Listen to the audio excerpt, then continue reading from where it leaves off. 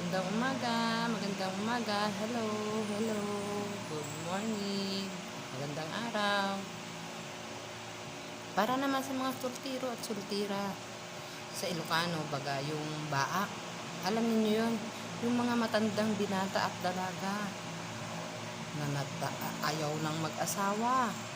Oh, ikaw, Inday. Di ba talaga masarap naman ang walang asawa eh. Masarap talaga. Dahil wala kang pinakakain na pamilya, wala kang iniisip kundi sarili mo lang. Masarap sa habang bata ka pa. Pero tandaan ninyo ito.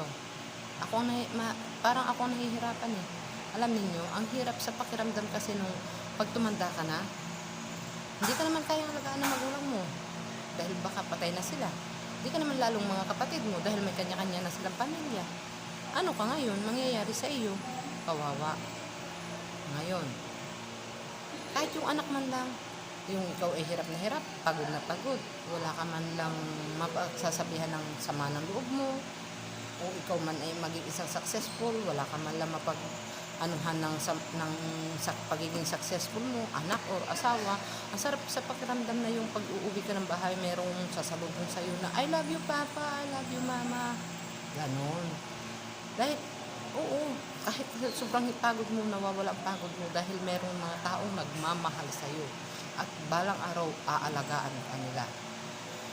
Ngayon, pag tumanda ka at ayaw mo ngayon mag-asawa, ano mayayari sa'yo? Hanggang sa tumanda ka na nga lang talaga na nag-iisa. Ang sakit sa kalooban, ano? May masakit sa'yo, wala kang mapagsabihan. May masakit sa katawan mo, may gusto kong gawin, wala kang mapagsabihan. Ngayon, kayo, habol-habol na, habang mahininga pa, habang kaya pa, habang pwede pa, habang maaga pa. Samantalahin nyo, huwag na kayo masyado mataas ang standard sa buhay. Sa pagpili ng mapapangasawa ninyo, babae man o lalaki. Huwag na masyadong mapili.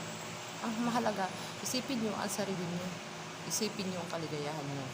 Yun lang. Bye-bye!